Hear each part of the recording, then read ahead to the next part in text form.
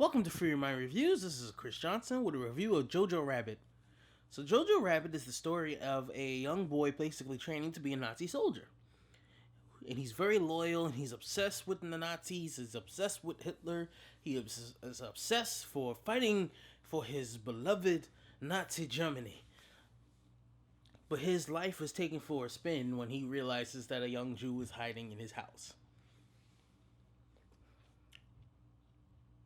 This movie is so awesome.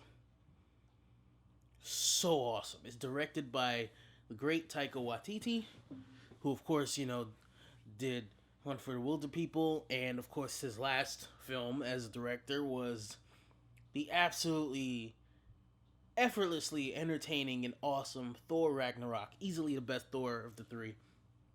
The one that showed just how much of a talent Hemsworth actually is.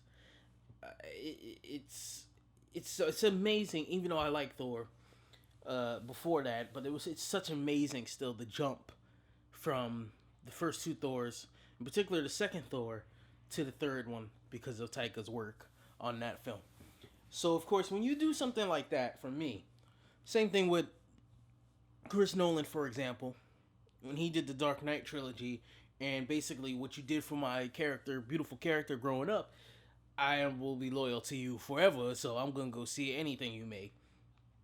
Taika has reached that because of what he did with that film. So, in hearing that this was going to be his next film, I said, oh, this man is crazy.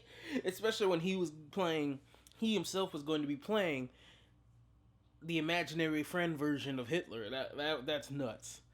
But, man, this movie is so hilarious, so effortlessly funny.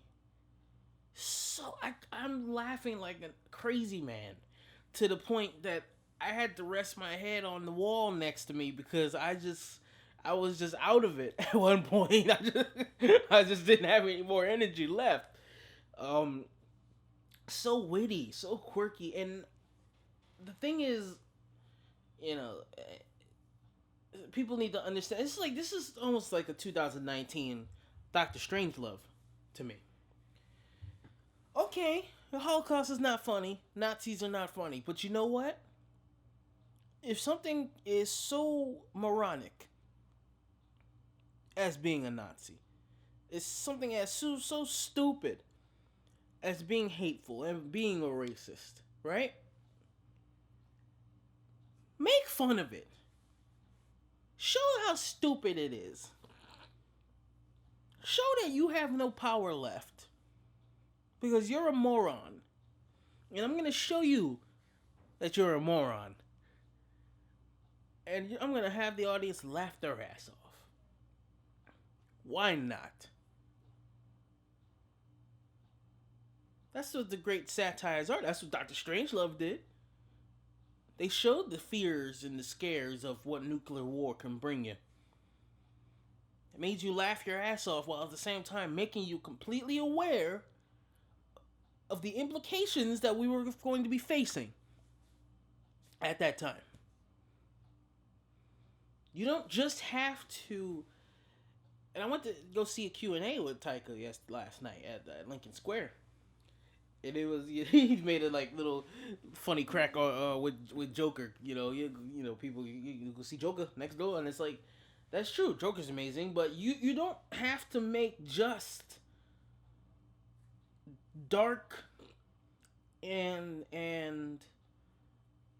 depressing films to get the same messages across. You don't have to. Now, my natural impulse is to go dark. So I'm way more personally likely to make a movie like Joker than a movie like Jojo, just because that's not my style is more towards that serious tone, my own personal style.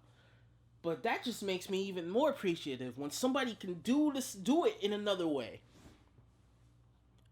Can do it in such a brilliantly charming, funny, just rip-roaringly hilarious way.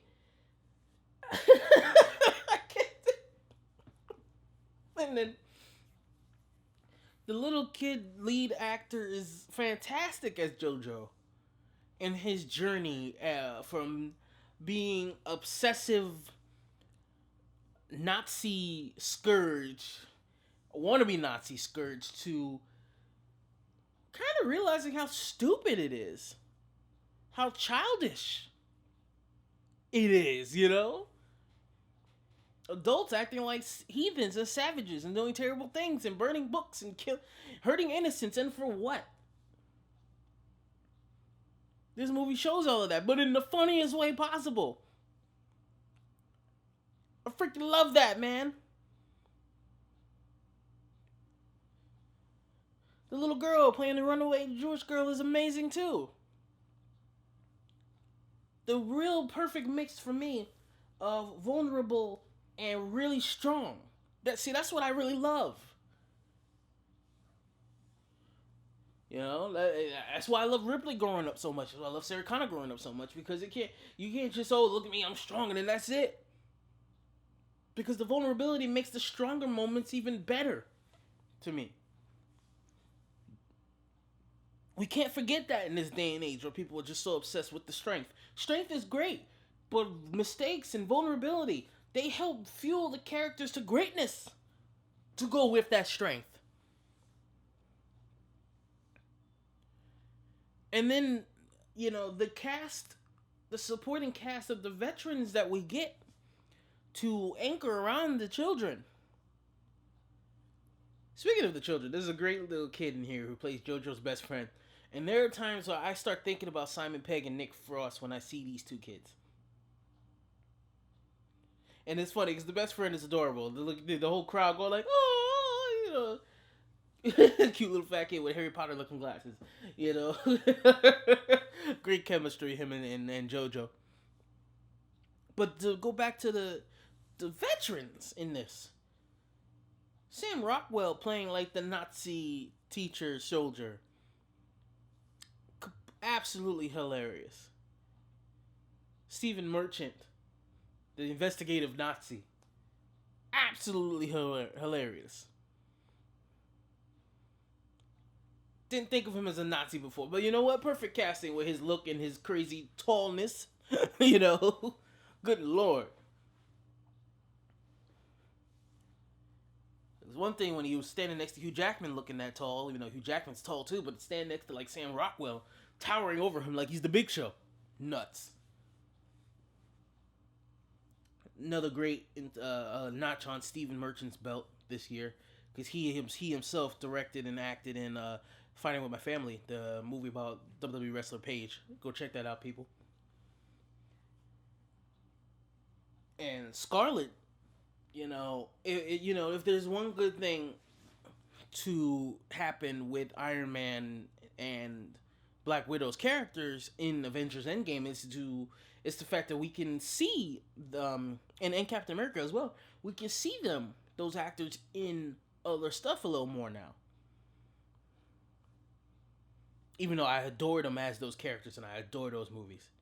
I adore her as Black Widow, but it was so great to see her as this German mother who doesn't have the same philosophies as her obsessive son, but adores her son and is doing the best she can by herself with that child, with her country. Scarlett Johansson was amazing in this movie, and I can't wait to see Marriage Story.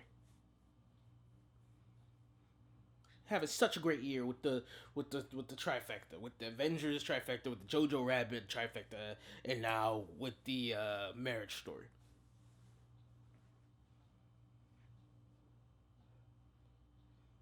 And speaking of that cast, and doing more stuff now that their run with the MCU is kind of over. Scarlett still has Black Widow prequel, but still, Chris Evans doing Knives Out with Rian Johnson.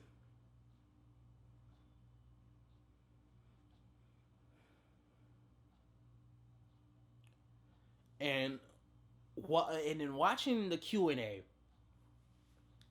seeing how hilarious this man is in real life too, and I'm just like, oh my god, thank God they got him to do Thor, the Thor Love and Thunder.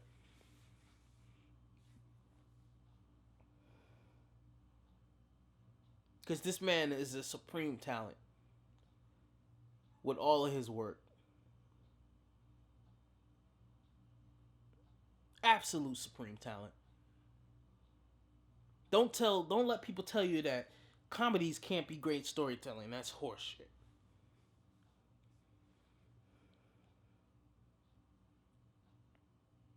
That was masterful. That was masterful. That was thought provoking. That was heartfelt. And it was glorious. Absolutely glorious. Go see Jojo Rabbit.